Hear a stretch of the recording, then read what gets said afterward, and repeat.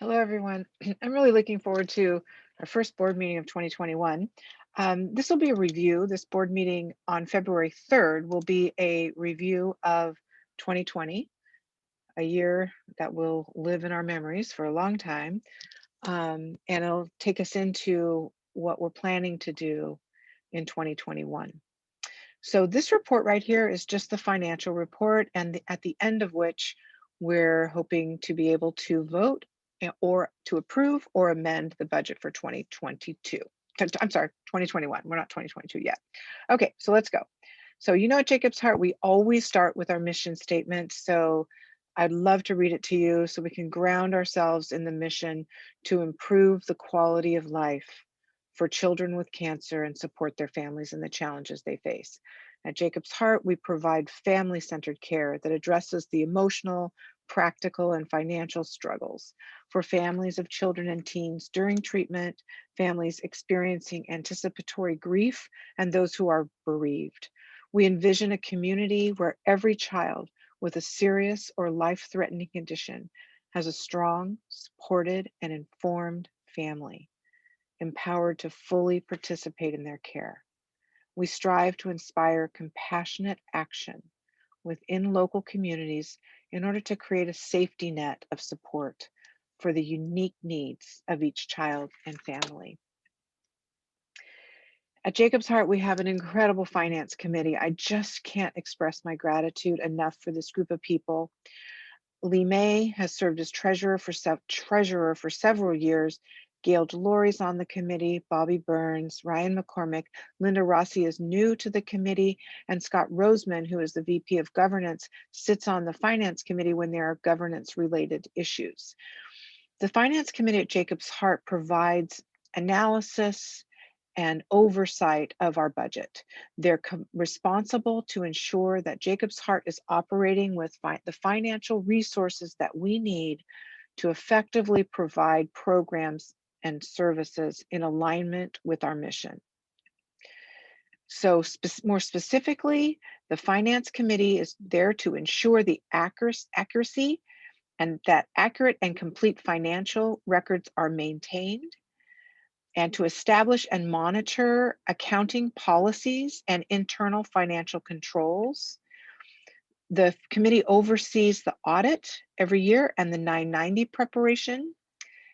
They're there to ensure that accurate, timely, and meaningful financial statements are prepared and presented to the board. And that's what we're doing here right now with this video. The Finance Committee safeguards our assets and helps the full board understands the organization's financial affairs so that you can make informed decisions about where we're going. We ensure that in compliance with federal, state, and other requirements related to Jacob's Heart's finances so that we can have a sustainable, strong organization so that until there's a cure, Jacob's Heart can be here. So every quarter you get this financial report, and I wanted to kind of walk through it as we begin this year. Let's look at the financial report for 2020.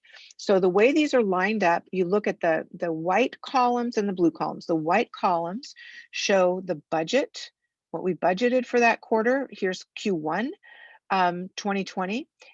The white column, and then the blue is the actuals for that quarter. So you can see, I know it's real small, we'll look at this a little bit more detail later, but you can look and see, oh, in 2021, we thought we would raise $164,500. We actually raised $324,980. And that's $160,000 more than we thought for that quarter. Oh, but wait a minute, in quarter two, we came in $87,000 under what we thought. And in quarter three, look at that, 105,000. So we got those dips. So we can look comparing budgets and actuals, what we anticipated, what we actually brought in with both income and expenses. We budget our expenses in two ways. There are expense categories. Those are like the accounts. Those are the things we're spending money on. We're spending money on advertising and marketing. We're spending money on computers. We're spending money on gifts or meals or financial assistance, payroll, all the things we spend money on. Those are the accounts. And then below that, we allocate all of those expenses out by how they're used for our programs. You'll see our programs listed: practical and financial support, heart and wheel, the transportation, and then also in those accounts, I'm sorry, in the program classes, those program classes, we calculate our administration and fundraising expenses. And we try to keep an eye on those and keep those fundraising and administrative expenses under 20, around 20%. This year, I'm pretty sure, but we were about 19% in 2020, which is really good. So here's a closer look at just the actuals of that spreadsheet you just looked at. You can see we thought we would raise 1.5 million in 2020. We actually raised $1,880,533.81. That's amazing. That's incredible. That is a record. Also, that does not include the PPP, the Payroll Protection Program that we received in 2020, because it doesn't include it because that will be forgiven. It'll be put into this year, 2021. So here are the expenses allocated out, like how much we actually spent. These are the actuals. So we can just look down at that bottom line there on the bottom right. You can see we spent $1,547,000 at 159, 1,547. That's really close to the anticipated budgeted amount of 1.5 million. So we came in within $47,159 of our projected budget in such a tough year. I think that's extraordinary. So that shows we kept our expenses within budget, and we also exceeded our income for 2020. So that puts us in a really good financial position. So it's interesting to look back at where we were in years prior as we look forward. So let's take a look back. I started back here tracking expenses and everything. You'll see this from 2014. And that is because in 2014, we were at a critical year. The prior years, 2008 around, and then to 2012, 2013, those were tough years. We had, we were really looking at big deficits and having to perhaps borrow money to keep our doors open, and we didn't ever want that to happen again.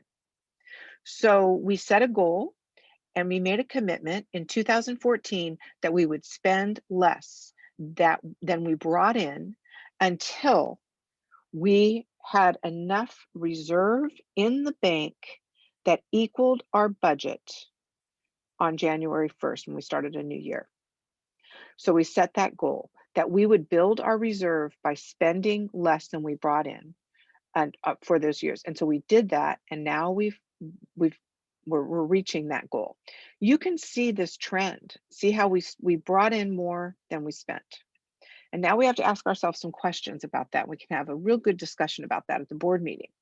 So now this is income and expenses at the end of the year, when we take the income, what we brought in, what we spent, and we subtract the expenses from the income and what the balance is. You'll notice all of these year endings are in the black, above the line. If we ended at a deficit, we'd be below the line. So we've done a good job at controlling expenses towards that goal of building a reserve for the future of Jacob's Heart. So you can see 2014 to 219,000, and then 2016 and 2020 kind of look similar. I'll have to look back and figure out what, like 2016, I think we really hit the ground. We got a little scared in 2016, and then we really hit the ground fundraising in the last quarter.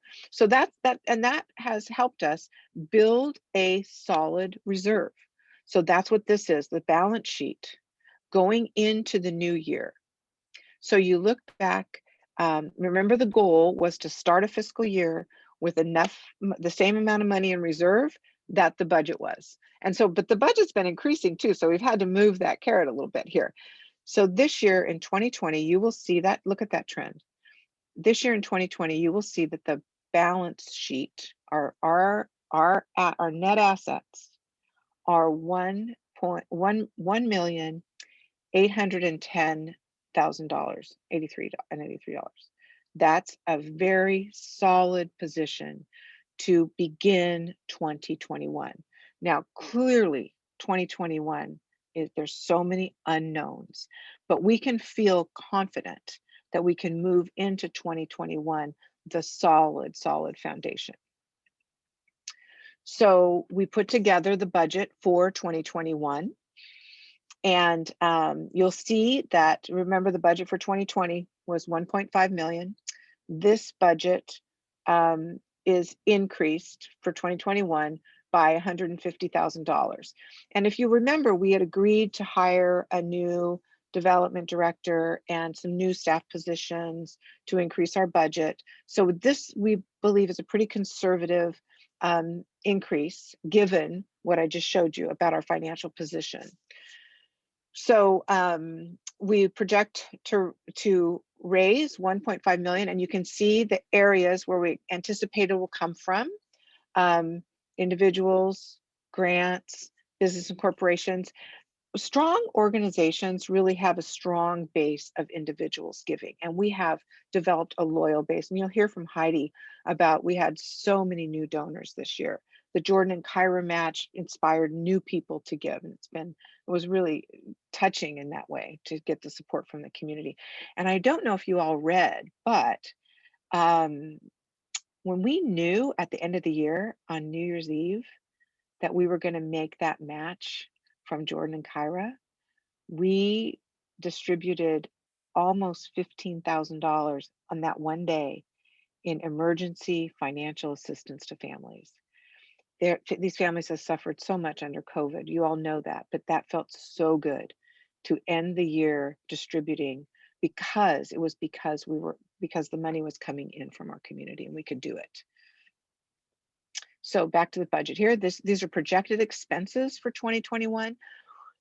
I think Q1 and Q2 this year, 2021, are going to look real similar to Q3 and Q4, maybe even some of Q3 and Q4, some of Q2 as well, that we saw in 2020. So we're focusing our efforts in those areas. You'll notice that financial assistance is up because we're going to need to distribute more financial assistance.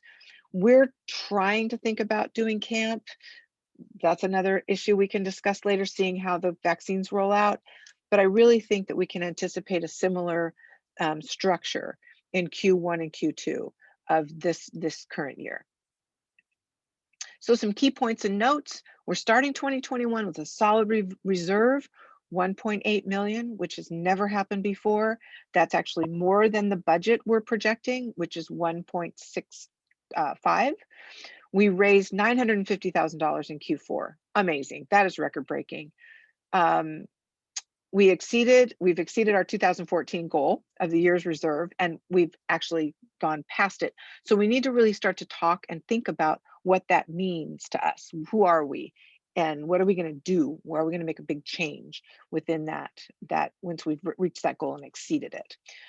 The proposed budget increase, like I said before, is $150,000 more than 2020. Anticipated expenses, the same, Q1 and Q2. We're not going to look at too many differences, and so we can maybe start to plan some real deeper changes going back to more normal in the latter part of 2021, I hope. So we are not eligible for PPP this time around. We got it last time, and in order to get it again, you have to have a 25% reduction in income in one of the quarters of 2020. And we came close. We had a 13% reduction in income comparing 2019 to 2020, with 13% reduction in Q2, but we missed it. So we're not going to be eligible for this PPP again. So at the board meeting, we will vote to approve or amend the 2021 budget. Please email. Let's get some discussions going ahead of time with questions. Bring your questions to the board meeting. I'm so glad that we spent this time looking at this. And I know I want to tell you it's so important that we have an exceptional team, amazing team here that we can ensure our success in 2021 and beyond. So let's leave with a quote from Alfred Lord Tennyson. This is a good one for this year. Hope smiles from the threshold of a year to come, whispering, it will be happier. I look forward to spending a happier year with you in 2021. Thanks so much for your service, and I'll see you soon.